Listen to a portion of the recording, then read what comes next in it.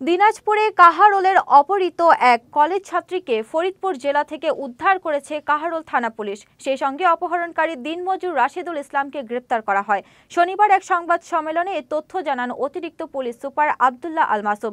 গ্রেপ্তারকৃত রাশেদুল ইসলাম মাগুরা জেলার শ্রীপুর উপজেলার চাকদহের শহীদুল ইসলামের ছেলে। পুলিশ জানায় মিথ্যা পরিচয়ে মোবাইল ফোনে কথা বলে প্রেমের ফাঁদে ফেলে ভিকটিমকে। পরে গত ৩রা মে হাজী দানেশ বিজ্ঞান ও প্রযুক্তি বিশ্ববিদ্যালয়ের কেন্দ্রে অনার্স প্রথম বর্ষের গুচ্ছ ভর্তি পরীক্ষা দেওয়ার উদ্দেশ্যে বাসা থেকে বের হয়ে আসে। এরই মধ্যে অপহরণকারী পূর্ব প্রস্তুতি নিয়ে রেখে ভিকটিমকে বিভিন্ন প্রলোভন দেখিয়ে পরীক্ষার সেন্টার থেকে নিয়ে যায়। প্রথমে সাভার, ঢাকা, মাগুরা, ঝিনাইদহ, পরবর্তীতে ফরিদপুর সদরে বাসা ভাড়া নিয়ে অবস্থান করে। এই বিষয়ে ভিকটিমের বাবা কাহারোল থানায় নারী ও শিশু নির্যাতন আইনে মামলা করেন।